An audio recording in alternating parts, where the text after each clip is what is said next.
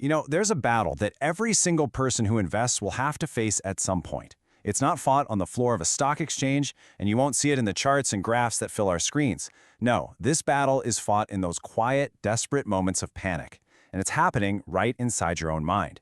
We're going to talk about the investor's war within. Let's just start with a really hard truth. A single idea that I promise you, once you really let it sink in, it changes absolutely everything. You don't lose your money because the market crashes. That's not what happens. You lose it because in that moment of pure, unadulterated chaos, you just can't bring yourself to do the one thing that would have saved you, which is to do absolutely nothing. So let's go there. Let's go to that exact moment, that universal, gut-wrenching moment of sheer panic. Let's talk about that sinking feeling and the deeply emotional, very real experience of watching your financial world just turn bright red. I want you to picture this. It's just a normal day, maybe a Tuesday morning. You're grabbing your coffee, you pull out your phone, it's just a habit, right? And you open your investing app. You're not even really thinking about it. Just a quick glance, no big deal. The screen starts to load, and for just a split second, everything looks perfectly normal. And then you see it. And it's not just red. It's a shade of deep, burning, almost angry red you didn't even know existed. A huge, glowing, negative number that seems to scorch the screen and just dominate your vision. And in that instant, your stomach physically drops. It feels like the floor has just completely vanished from underneath you. And in that moment, all the books you've read, all the rational, long-term plans you so carefully made, they don't just go out the window. They completely evaporate. There's no logic anymore. There is no strategy. There is only a single primal command that floods your entire being, screaming from the oldest part of your brain. Stop the pain. Get out. Make it stop now. And so, you listen to that voice. You hit the button, you sell everything. And a wave of pure, undeniable relief just washes over you. The bleeding has stopped. The pain is finally gone. You feel safe again. But then, 6 months pass. And the market hasn't just recovered. It's roaring back. It's hitting an all-time high. And that relief you felt, it's now a distant memory, and it's been replaced by the sick, heavy feeling of regret. You know with absolute certainty, you made the wrong call at the worst possible time. And this brings us to what I think is the most important question of all. Looking back at that decision, at that moment of pure panic, were you being stupid? Were you just weak or undisciplined? Or is it possible that you were just being completely and utterly human?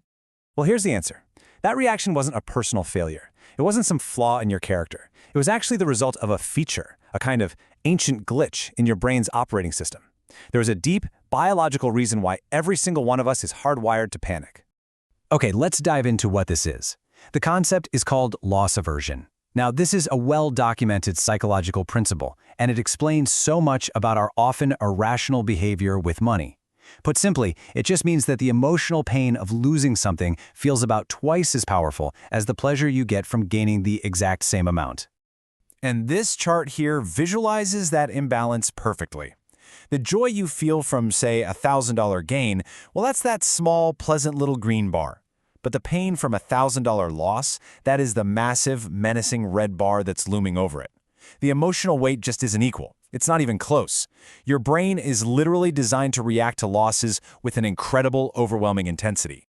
And that right there is why it feels so intensely personal. Because when your portfolio drops, you're not just losing numbers on a screen. You're watching the dream of a comfortable retirement get further and further away.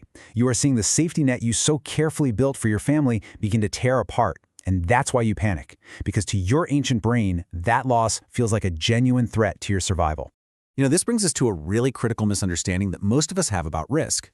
There is a huge gap between the investor you think you are in calm times and the one you actually become in a real crisis.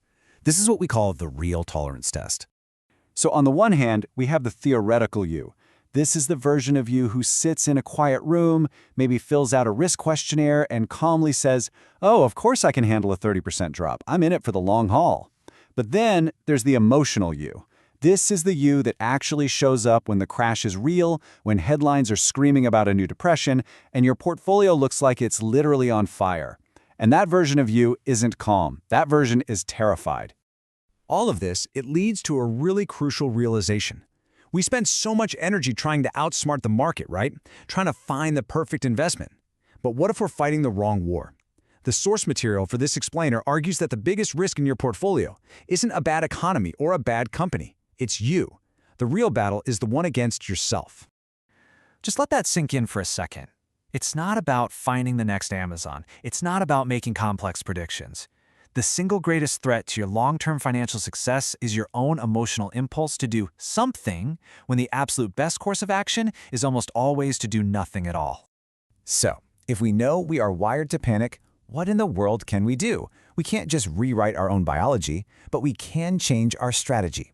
It's time to stop planning for some fictional robotic version of ourselves that doesn't exist and start building a panic-proof plan designed for the actual emotional human that you are.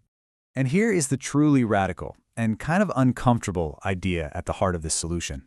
A really effective, durable plan, well, it might mean you have to consciously and deliberately accept lower returns.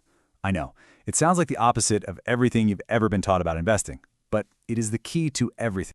So what does that actually look like in practice? It might be what some people call a boring portfolio. Maybe not 100% in high-growth stocks, but something more balanced, like 60% stocks and 40% in safer assets like bonds or even just cash. Because a portfolio that gives you slightly lower returns, but that you can actually stick with through a crash, is going to make you far wealthier in the long run than a high-risk plan you abandon at the worst possible moment. Success isn't about hitting the highest peak. It's about your ability to endure the valley. Think about it like driving a car. You would never, ever drive with the accelerator pushed all the way to the floor, would you? Of course not. You always leave a little bit of a gap, some room to brake if an obstacle suddenly appears in the road. Because if you're completely maxed out, with no room to maneuver, any surprise on the road leads to a crash. Well, your finances are exactly the same. You need a cushion. You need that room to err so that a market crisis doesn't automatically force you into a personal financial crash. So, what is the big takeaway from all of this? The way to win this internal war isn't by trying to suppress your emotions or become colder and more rational. It's actually by acknowledging them. The human way to win is to finally accept that your greatest financial asset isn't your intellect. It is your self-awareness. So how do we build that emotional endurance? Well, first, you admit the truth to yourself. Right now, when the market crashes, I will be scared. Just saying it out loud helps.